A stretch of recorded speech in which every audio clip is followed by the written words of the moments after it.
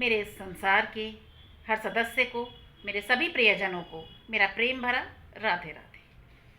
तो पूरी जिज्ञासा, उत्साह और अब क्या होगा के प्रश्न के साथ करते हैं आज की शुरुआत। मिसेस डॉरथी, जैसा कि सब कुछ बताई जा रही थी, सारे रहस्य उद्घाटन वो किए जा रही थी, सारी गुत्थियां उन्होंने सुलझा दी थी। अब आगे उन्होंने बताया, सारी विधियां, अंतिम विधियां प्रेरणा की संपूर्ण कर दी गई थी। अब इन बातों को 15 से 20 दिन, लगभग 15 से 20 दिन का समय ही बीता होगा। अब कॉलेज में, कॉलेज कैंपस में, हॉस्टल कैंपस में, सब जगह एक खौफ का, डर का, दहशत का और घबराहट का वातावरण था। देखिए, सब कुछ इतनी जल्दी सामान्य होना भी नहीं था। खैर, लेकिन 15-20 दिन होते होते अब उस पूरे कैंपस में कुछ अप्रायश्चित घटनाएं घटित होने लगी थी। शुरुआत हो चुकी थी, उनका आगाज हो चुका था, जिसकी हमें उम्मीद थी। खैर, अब कभी कुछ लोगों ने आकर बताया कि कुछ लोगों को कॉलेज में एक छोटी बच्ची दिखती है, एक लैंप हाथ में लिए, रोती हुई, सुबकती हुई। जब उसके पीछे जाते हैं, वो लड़की ओझल हो जाती है आंखों से। एक दिन गेट पर बैठे चौकीदार ने, जो रात में गश्त करता था, उसने बताया कि रात के वक्त उसे रोती सुबकती एक बच्ची दिखी। उसके हाथ में एक लैंप था, वो बहुत दूर उस लैंप को लेकर चली जा रही थी। जब गार्ड उसके पीछे गया, वो बच्ची आंखों से ओझल हो गई। उसके अलावा कुछ अजीब व गरीब घटनाएं होने लगी थीं। अब शामातानी उन 8 लड़कियों के ग्रुप की तय थी। उन्हीं में से एक लड़की के साथ अचानक जब वो सुबह उठी, जब वो सुबह नींद से जागी, उसके समस्त बाल, लगभग यहाँ तक समस्त बाल जले हुए थे। कैसे जले, क्या हुआ, किसी को कुछ नहीं पता था। पर उसे सामान्य किया गया, समझाया बुझाया गया। अब उसी ग्रुप की दूसरी बच्ची, एक दिन वो कॉरिडोर में घूम रही थी। कॉरिडोर में खड़े खड़े पता नहीं कैसे वो एक मंजिल नीचे जाकर गिरी, जैसे किसी ने बहुत तेज धक्का दिया था उसे। उसके कूल्हे की हड्डी में फ्रैक्चर हुआ था। खैर, तीसरी बच्ची उसी ग्रुप की, पूरा दिन वो लड़की गायब थी, सुबह से शाम तक। जब उसको ढूंढा गया, उसकी तलाश की गई, वो सबसे ऊपर हॉस्टल कैंपस की छत पर पाई गई, बेहद अर्ध विक्षिप्त हालत में, बेहद बदहवास हालत में। ना कुछ कह पा रही थी, किसी को ना कुछ बता पा रही थी। अब चौथी लड़की उसी ग्रुप की, एक दिन 3-4 घंटे अंधेरे स्टोर रूम में बंद रही। जब ढूंढा गया, स्टोर रूम खोला गया, वो लड़की बेहद बुरी हालत में वहाँ से बरामद की गई। वो वहाँ से मिली, उसका हाल बेहद ख़राब था। वो भी कुछ ना कह पा रही थी, ना किसी को कुछ बता पा रही थी। पर इन चारों लड़कियों में जो बात सामान्य थी, वो थी उन चारों लड़कियों के पीठ पर, उनके कपड़ों पर एक नोट लिखा हुआ था, जो जैसा करेगा वो वैसा भरेगा। इस बात ने मिसेस डॉरथी का और वहाँ मौजूद सभी लोगों का ध्यान आकर्षित किया। आखिर हो क्या रहा था ये सब? क्या हो रहा था उन चारों लड़कियों के साथ? चौथी लड़की जो स्टोर रूम से मिली थी, उसकी हालत इतनी ख़राब थी कि वो सामान्य तो हो ही नहीं पाई। तत्पश्चात उसके घर वालों को बुलाकर उसे उसके घर भेजना पड़ा। तब कुछ दिन बाद उसके घर वालों ने कॉल करके बताया कि उस लड़की ने घर पर आते ही सुसाइड का ट्राई किया है, सुसाइड की कोशिश की है। मामला बेहद संजीदा हो चुका था। देखिए, बेहद गंभीर हो चुका था। कॉलेज कैंपस में, हॉस्टल कैंपस में आए दिन अजीबोगरीब घटनाएं हो रही थी। अब कुछ लड़कियों ने तय किया, वो कुछ दिन की छुट्टी लेकर हॉस्टल से चली जाएंगी। दहशत इस कदर थी, अब जब ये सब चीज़ें हो रही थी और इन चारों लड़कियों के साथ जिनके साथ ये हादसे हुए, उन्हें हादसे से पहले वही रोती सुबकती बच्ची लैंप लेकर हाथ में जाती हुई दिखी थी। जब इन लोगों ने उसके पीछे जाने की कोशिश की थी, उसके बाद इनके साथ ये घटनाक्रम घटित हुए थे। अब क्या होगा समझ नहीं आ रहा था, लेकिन मिसेस डॉरथी के मन में एक संदेह घर कर रहा था धीरे धीरे, जैसे जैसे ये घटनाएं बढ़ रही थीं। खैर, अब जो 8 में से 4 लड़कियां तो अपने कर्मों को भोग रही थीं, उनकी शामत आ चुकी थी, लेकिन अभी बची थी 4। उनके साथ भी बहुत कुछ होना था। अब वो लड़कियां भी देखिए उसी दिन से बेहद दहशत में और खौफ में जी रही थीं। एक दिन अचानक वो मिसेस डॉरथी के रूम में पहुंची चारों। उन्होंने मिसेस डॉरथी को बिना विलंब किए सब कुछ बताना शुरू किया, जो जो उनके द्वारा प्रेरणा के साथ किया गया था। उन्होंने निसंकोच होकर, बेखौफ होकर सब कुछ मिसेस डॉरथी के समक्ष रखा, सब कुछ बताया कैसे क्या हुआ। लेकिन यहाँ उन्होंने एक बात भी बताई, उनका उद्देश्य, उनका मोटिव प्रेरणा के प्राण लेना या उसकी जान लेना हरगिज़ नहीं था। जो भी हुआ भूलवश हुआ, अनजाने में हुआ, दिमाग से निकल जाने के कारण हुआ। खैर, जो होना था वो हो चुका था। अब मिसेस डॉरथी के पांव की ज़मीन एक बार फिर सरक गई, लेकिन यहाँ उनका जो संदेह था वो यकीन में बदल चुका था। उन्हें संदेह था कहीं इस सब के पीछे प्रेरणा तो नहीं। उनका संदेह अब यकीन में बदल चुका था। तत्पश्चात उन्होंने सभी लड़कियों को अगले दिन आने को कहा। वो उन लड़कियों को अगले दिन लेकर प्रिंसिपल ऑफिस गई। प्रिंसिपल के समक्ष समस्त बात रखी गई, सब कुछ प्रिंसिपल मैडम को बताया गया। अब क्या? तत्पश्चात यहाँ पर सवाल था लड़कियों के जीवन का, उनके भविष्य का। उन्होंने जो भी किया था बेहद अनैतिक था, बेहद गलत था, लेकिन जो हुआ बाद में भूलवश हुआ था। इस बात को भी नज़रअंदाज नहीं किया जा सकता था। अब क्या किया जाए? अब सब समझ चुके थे कि इस सब के पीछे कोई ऊपरी शक्तियां हैं। इंसानों के हाथ का मामला था भी नहीं ये। तब कॉलेज के बेहद अनुभवी और उम्रदराज टीचर्स को भी बुलाया गया। सबको बुलाकर सारा मामला सबके सामने रखा गया और सब लोग वहाँ पर एक दहशत में तो जी ही रहे थे। सबको, बहुत सारे लोगों को वो बच्ची दिख चुकी थी, लैंप हाथ में लिए, रोती सुबकती हुई, कहीं दूर दिखती थी। जब तक उसके पीछे जाया जाता था वो बच्ची आंखों से ओझल हो जाती थी। सब इस बात को जानते थे क्योंकि कहीं ना कहीं सबके साथ ही हो रहा था। अब क्या किया जाए? तब एक बेहद उम्रदराज टीचर थे, बेहद अनुभवी। उन्होंने बताया वो एक ऐसे व्यक्ति को जानते हैं जो इस तरह की समस्याओं के समाधान में मदद करते हैं। तत्पश्चात बिना समय गंवाए उनसे संपर्क साधा गया, उन्हें कॉलेज में बुलाया गया। तब वो थे एक बहुत सिद्धि प्राप्त पहुँचे हुए पुरोहित जी। तत्पश्चात पुरोहित जी को कॉलेज कैंपस में बुलाया गया। पुरोहित जी अगले ही दिन अपने 2 शिष्यों के साथ कॉलेज कैंपस में पधारे। जैसे ही उन्होंने कॉलेज कैंपस में प्रवेश किया, दाखिल हुए, अंदर आकर जहाँ वो मीटिंग रखी गई थी उसमें कुछ अनुभवी शिक्षक थे, मिसेस डॉरथी थी, प्रिंसिपल थी, स्कूल स्टाफ के कुछ बेहद महत्वपूर्ण सदस्य शामिल थे। एक मीटिंग रखी गई थी पुरोहित जी को जिसमें शामिल होना था। जब पुरोहित जी अंदर आए, उन्होंने बताया, आपके कॉलेज प्रांगण में मैंने एक आत्मा का, एक अतृप्त, अशांत और भटकती हुई आत्मा का चीत्कार महसूस किया है। पूरे वातावरण में एक चीत्कार है, बेहद नकारात्मकता है। क्या मामला है? तब तक देखिए पुरोहित जी को इस बारे में कुछ भी नहीं बताया गया था, उन्हें कुछ भी नहीं पता था।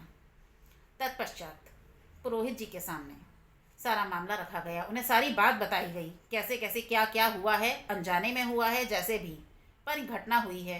अब आगे और अनहोनियाँ ना हो, आगे कुछ बड़ी अनहोनी ना हो, इसके लिए आपकी मदद की ज़रूरत है। अब पुरोहित जी कुछ देर ध्यानमग्न हुए, शांत हुए, कुछ क्षण मौन रहकर उन्होंने बताया, देखिए मामला बेहद संजीदा है। आपके पूरे कॉलेज प्रांगण में एक चीत्कार करती हुई आत्मा, अतृप्त और अशांत, बेहद अशांत, प्रतिशोध की ज्वाला मन में लिए, सबके लिए प्रतिशोध मन में लिए, घृणा मन में लिए इस कॉलेज प्रांगण में भटक रही है। वो चीत्कार कर रही है, वो बेहद अशांत है और उसके कोप और प्रकोप से बचना अब आप लोगों के लिए बेहद मुश्किल है। तत्पश्चात अब क्या किया जाए? तब पुरोहित जी ने उन लड़कियों को बुलाया जो बाकी की 4 बची थी। 4 अपने घर वापस जा चुकी थी। जो 4 लड़कियां बची थीं उन्हें बुलाया गया, उनसे कुछ प्रश्न किए गए। तब पुरोहित जी ने सबको बताया कि एक बेहद जटिल प्रक्रिया जो की जानी है, जो एक साधना है, मुझे वो करनी पड़ेगी। तत्पश्चात उस साधना के तहत हम उस बच्ची की आत्मा को आमंत्रित करेंगे, उससे संपर्क साधेंगे, उसको यहाँ बुलाएंगे, उससे पूछेंगे, उससे बातचीत की जाएगी, उससे पूछा जाएगा उसको शांत करने के उपाय। तत्पश्चात एक साधना की तैयारी की गई, उस प्रक्रिया को शुरू करना था, लेकिन उसमें ना विघ्न बाधाएं आना तय था। ये पुरोहित जी ने बता दिया था और ऐसा हुआ भी। प्रेरणा की तरफ से उसमें कई विघ्न डाले गए, छोटे बड़े, लेकिन पुरोहित जी भी बेहद सिद्धि प्राप्त थे, बहुत पहुँचे हुए थे। खैर सारी तैयारियां हुई, उन चारों लड़कियों को भी वहाँ आमंत्रित किया गया, उन्हें भी बिठाया गया। कुछ बेहद ज़रूरी लोगों की मौजूदगी में इस साधना को शुरू किया गया। तब मंत्रोच्चार के साथ जैसे भी जो भी साधना थी उसके द्वारा प्रेरणा की आत्मा को आमंत्रित किया गया, उसको आमंत्रण भेजा गया, उसे संपर्क जो साधना था। तब कुछ ही क्षण में वहाँ उन चारों लड़कियों को एक सुरक्षा घेरे में, एक सुरक्षा कवच दिया गया था, एक सुरक्षा घेरा दिया गया था, क्योंकि अब खतरा बाकी की उन चार लड़कियों पर था। उनके ऊपर लगभग तय था कुछ भी उनके साथ अनिष्ट होना। उनको वहाँ बिठाया गया। तब उन्हीं में से एक बच्ची के शरीर में प्रेरणा की आत्मा का प्रवेश हुआ। वो वहाँ भटक ही रही थी, वो कहीं दूर तो थी नहीं। जब इतनी समस्त विधियाँ की जा रही थी, साधना शुरू हुई थी, पुरोहित जी के आग्रह पर, उनके अनुनय विनय पर प्रेरणा की आत्मा वहाँ आई, उस शरीर में उसने प्रवेश किया। तब पुरोहित जी ने उससे सारी बातें की, उसे बताया, उससे बेहद अनुनय विनय किया गया, विनती की और क्षमा याचना की। और उन चारों लड़कियों से भी उन्होंने क्षमा याचना करवाई प्रेरणा के आगे। किसी भी तरह जो भी हुआ सारा मामला दोबारा प्रेरणा को बताया गया, उसके समक्ष सब चीज़ें कही गईं सब। लेकिन जो तरीका था बेहद आदर सत्कार के साथ, बेहद प्रेम पूर्वक, जैसे एक पिता और बेटी आपस में बात करते हैं, ये तरीका था पुरोहित जी का प्रेरणा के साथ संवाद करने का। अब प्रेरणा को अति अनुनय विनय विनती की गई, प्रार्थना की गई। पुरोहित जी ने उससे अंत में कहा, तुम किसी भी तरह शांत हो जाओ बेटी, मैं तुम्हें पूर्ण शांति और सुकून दिला दूंगा। तुम्हारा एक स्थान निश्चित कर, हाँ, यहाँ पर प्रेरणा उस स्थान को छोड़कर जाना नहीं चाहती थी, उस कैंपस को छोड़कर जाना नहीं चाहती थी, ये बात उसने कह दी थी। तब पुरोहित जी ने कहा, देखो बेटी, मैं तुम्हारे सुकून, शांति और एकांतवास की, तुम्हारे एकाकीपन की संपूर्ण व्यवस्था कर दूंगा, जहाँ तुम्हारी एकांतवास में, तुम्हारी शांति में, तुम्हारे सुकून में कोई खलल नहीं डालने पाएगा। तुम चैन, सुकून और शांति के साथ वहाँ रह सकती हो। कोई किसी तरह का कोई हस्तक्षेप नहीं होगा तुम्हारे एकाकीपन में। साथ ही उन लड़कियों से बेहद बेहद करुण स्वर में क्षमा याचना करवाई गई।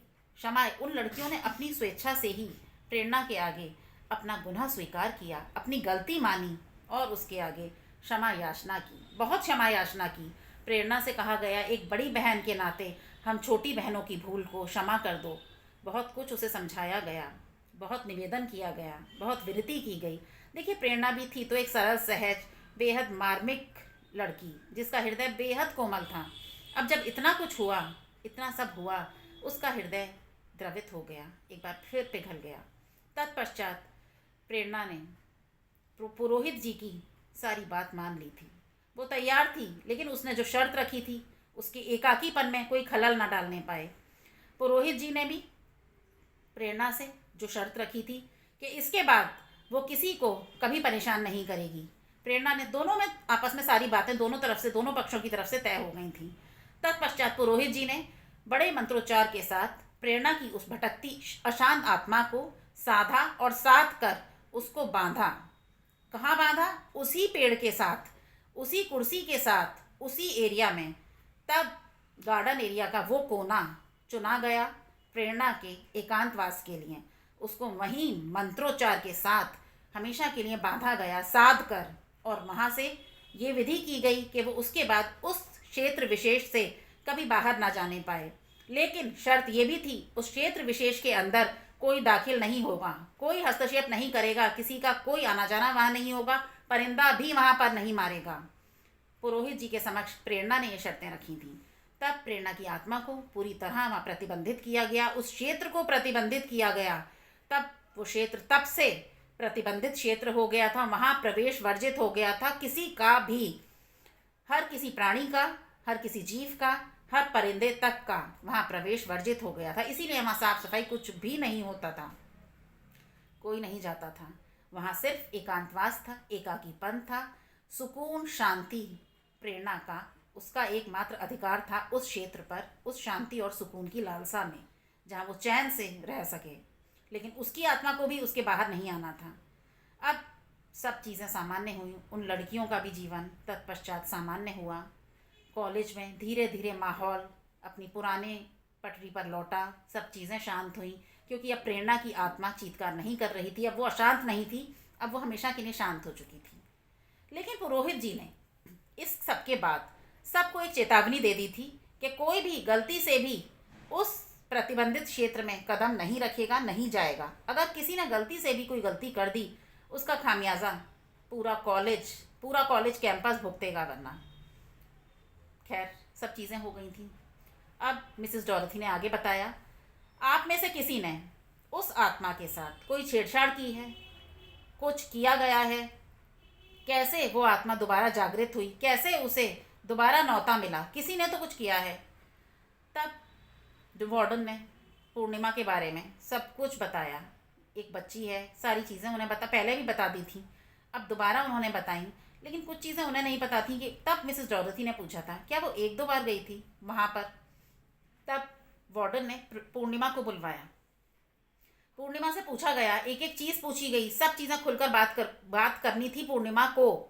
तब पूर्णिमा ने खुलकर बताया, मैडम, मैं एक बार नहीं, मैं कई बार वहाँ गई थी, कुछ था जो मुझे वहाँ आकर्षित करता था। उसने सब कुछ बताया, कैसे उसने वहाँ सफाई सब कुछ किया। अब मिसेस डॉरथी ने उसको पूर्णिमा को तो वहाँ से भेज दिया, उन्होंने सबके समक्ष बता दिया था, इस बच्ची की जान को खतरा है, इसने उस आत्मा को पुनः जागृत कर दिया है, न्योता दे दिया है, जो दोस्ताना इसने किया है ना, अब क्या क्या होने वाला है। तब सब लोगों के आगे प्रश्न था कि अब क्या किया जाए। सबका अंदाज़ा सही था, वो आत्मा वहाँ से आज़ाद हो चुकी थी। अब मिसेस डॉरथी ने दोबारा उन टीचर से, जिन्होंने पहले उस व्यक्ति के बारे में बताया था, पुरोहित जी के बारे में बताया था, उनका नंबर ढूंढा गया, क्योंकि अब वो वहाँ रिटायर हो चुके थे, वहाँ काम नहीं करते थे। उनसे संपर्क किया गया, उनसे पूछा गया, उन्हें सारी बात बताई गई। तब कहीं से पुरोहित जी का कुछ कांटेक्ट नंबर मिला। अब पुरोहित जी से संपर्क साधा गया, उन्हें एक बार पुनः कॉलेज में आने का आमंत्रण दिया गया। अब देखिए, पुरोहित जी की भी बहुत उम्र हो चुकी थी, वो भी उम्र के अंतिम चरण में थे, अपने वृद्धावस्था के। खैर, सबके इतने अनुनय विनय पर, इतने आग्रह पर पुरोहित जी ने आमंत्रण स्वीकार किया और अगले दिन आने का आश्वासन दिया। तब पुरोहित जी अगले दिन अपने 2 शिष्यों के साथ कॉलेज प्रांगण में पहुँचे। जब वो सबके साथ हॉल में पहुँचे, पिछली बार की तरह इस बार उन्होंने कहा, जब मैं यहाँ पहले आया था तब एक अशांत आत्मा का चीत्कार महसूस किया था, अब मैंने आज उसी अशांत और अतृप्त आत्मा को यहाँ भटकता हुआ महसूस किया है। चीत्कार नहीं, इस बार करुण क्रंदन है उस आत्मा का। इस बार वो चीत्कार नहीं कर रही, करुण क्रंदन कर रही है। कुछ बहुत बड़ी अनहोनी हुई है क्या? तब principal madam, warden, Mrs Dorothy और कॉलेज के कुछ अनुभवी और उम्रदराज टीचर्स जो वहाँ मौजूद थे, सब ने धीरे धीरे पुरोहित जी को सब कुछ बताया, बेहद डरे और कांपते स्वर में, क्या क्या हो गया है। तत्पश्चात पुरोहित जी एक बार फिर चुप हुए, ध्यानमग्न हुए। तब उन्होंने कहा, आप उस बच्ची को बुलवाइए जिसने ये सब किया है। पूर्णिमा को बुलवाया गया। पुरोहित जी ने पूर्णिमा को देखा और उससे पूछा, तुम ही हो वो? तब मुझे सारी बात बिल्कुल ढंग से बताओ। पूर्णिमा ने दोबारा वो सब बातें बताई, कैसे वो उधर आकर्षित हो रही थी, कैसे क्या। अब पुरोहित जी ने सबके सामने कहा, इस बच्ची की जान बचाना लगभग असंभव है, इसका प्रेरणा के साथ जाना लगभग तय है। मेरी विद्या की भी, मेरी साधना की भी कुछ सीमाएं हैं। जब उसको वहाँ बाधित किया गया था, साधा गया था, बांधा गया था, अभिमंत्रित कर कर उस पेड़ के साथ, उस कुर्सी के साथ, तब मैं बिल्कुल निश्चिंत हो गया था। तब भी मैंने अपनी पूरी साधना अर्पण कर दी थी। वो काम इतना आसान नहीं था। लेकिन अब इस बच्ची ने जो कर लिया है, इसके प्राणों पर तो संकट है ही, लेकिन इसकी प्राण बचाना मेरे लिए अब लगभग असंभव है। मैं एक कोशिश कर सकता हूँ। सब लोग राज़ी थे। सब लोगों के चेहरों पर से हवाइयाँ उड़ी हुई थीं, करेंगे तो क्या करेंगे, होगा क्या। पुरोहित जी ने कह दिया था, आप इसके घर पर इन्फॉर्म कर दीजिए, इसके घर वालों को बुला लीजिए, कुछ भी होना इसके साथ संभव है। अब पुरोहित जी ने बताया कि एक साधना की जाएगी, एक बेहद जटिल साधना होगी, उसमें कुछ भी संभव है। इस बच्ची के प्राणों को बचाना एक कोशिश मात्र होगी। अब क्या किया जाए? उधर पूर्णिमा भी बेहद डरी हुई थी, बेहद खौफ में थी। उसके पिता आ चुके थे उसके घर से। अपने पिता से चिपकी हुई थी पूर्णिमा। क्या होगा किसी को कुछ भी नहीं पता था, लेकिन खौफ और दहशत सबके चेहरों पर थी। अब वहाँ पर जो लैंप रखा जाता था, वहाँ पर जो कुर्सी रखी जाती थी, जानते हैं वो किस लिए? क्योंकि प्रेरणा ने अपने प्राण उसी कुर्सी पर त्यागे थे। उसने वो क्षेत्र स्वयं चुना था। और वो जो लैंप वहाँ रखा जाता था ना, वो इसलिए कि वहाँ का वातावरण कुछ सकारात्मक रहे। रात्रि होने पर, अंधेरा होने पर वहाँ कोई नकारात्मकता ना आए, कोई नकारात्मक माहौल पैदा ना हो, और पूरा माहौल, उस एरिया विशेष का पूरा माहौल सकारात्मक रहे और प्रेरणा की आत्मा पूर्णतया शांत रहे। वो पूर्णतया शांत थी भी, सब चीज़ें सामान्य हो भी गई थी, लेकिन यहाँ पूर्णिमा ने उस आत्मा को जागृत कर दिया था। तब पुरोहित जी ने सबको बताया, ये लड़की उसकी तरफ जो बार बार आकर्षित हो रही थी, इसके उस आकर्षण ने ही, इसके उस प्रेम ने ही उसको जागृत किया है, उसे न्योता दिया अपनी तरफ आने का। और इसने जो दोस्ताना किया, अब पूर्णिमा ने बताया था, उसे ऐसा लगा था जब वो वहाँ से चली थी कि जैसे किसी ने पीछे से आवाज़ लगाई हो। तब पुरोहित जी ने बताया, उसने दोस्ताना पहले ही स्वीकार कर लिया था इसकी तरफ से, क्योंकि उसको, प्रेरणा को, इसमें अपना अतीत दिख रहा था, अपने अतीत का अक्स दिख रहा था। ये भी उसी के जैसी थी जैसी प्रेरणा शुरू में थी जब वो वहाँ आई थी। इसीलिए उसने इसे चुन लिया था। वो इसके सीधे साधे सरल व्यवहार पर, स्वभाव पर बिल्कुल मंत्रमुग्ध हो गई थी, क्योंकि उसको इसमें अपना अतीत दिख रहा था। अब लगभग उसने मात्र चेतावनी नहीं दी है, वो इसे अपने साथ ले जाने की पूरी संभव कोशिश करेगी। और पूर्णिमा ने जैसे बताया था, उसके आने से पहले ही उसका बिस्तर, सब चीज़ें एक सी हो गई थी। वो सिर्फ उसकी सच्ची मित्रता निभाने वाली उसकी दोस्त कर रही थी, जो उसके पहुंचने से पहले ही वहां पहुंच चुकी थी। प्रेरणा का वो भरपूर साथ दे रही थी। भरपूर प्रेम, दुलार, लाड़, प्यार सिर्फ प्रेरणा ने ही नहीं दिया था, पूर्णिमा ने भी उस रिश्ते को पूरी ईमानदारी के साथ निभाया था। ये बात पुरोहित जी ने सबको बताई। रिश्ता सिर्फ प्रेरणा की तरफ से नहीं, इसकी तरफ से भी पूरी शिद्दत और ईमानदारी से निभाया गया था। लेकिन देखिए, ये जो ऊपरी शक्तियाँ हैं, या तो ये किसी से जुड़ती ही नहीं भावनात्मक रूप से, लेकिन अगर जुड़ती हैं ना, तो फिर उस रिश्ते को और उस व्यक्ति को आसानी से छोड़ती भी नहीं और उस रिश्ते को तोड़ती भी नहीं। बहुत नामुमकिन होता है इनसे उस रिश्ते को, उस व्यक्ति को छुड़ाना और उसको ख़त्म करना। मैंने जिस पाश में, जिस बंधन में प्रेरणा को बांधा था, वो सब इस बच्ची ने बेकार कर दिया। इसने एक नए रिश्ते की शुरुआत कर दी उसके साथ। अब क्या होना था, अब क्या होगा? पुरोहित जी ने साधना की संपूर्ण विधियां साधना की संपूर्ण तैयारी की सब चीज़ें बता दी थी उन लोगों को। अगले ही दिन बिना समय गवाए इस कार्य को करना था। अब इस साधना में कुछ बेहद ज़रूरी लोगों के साथ एक बेहद महत्वपूर्ण शख्स, एक बेहद महत्वपूर्ण व्यक्ति जिसको शामिल होना था, वो थी प्रेरणा की बुजुर्ग और वृद्ध हो चुकी दादी माँ, जो अब लगभग अपने अंतिम दिनों को गिन रही थी। उनसे संपर्क किया गया, उन्हें इस विधि में शामिल करना जाना था। अब क्या क्या होगा, कहानी का समापन आपके साथ कल करूँगी। अब समय सीमा फिर समाप्त हो चुकी। अब मेरा यहाँ रुकना बिल्कुल ज़रूरी है, अनिवार्य है।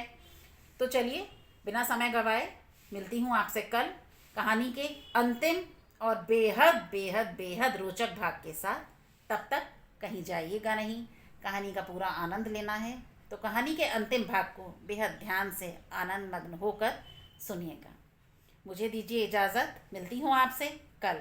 तब तक के लिए जय जय श्री राधे, जय जय श्री राधे, जय जय श्री राधे।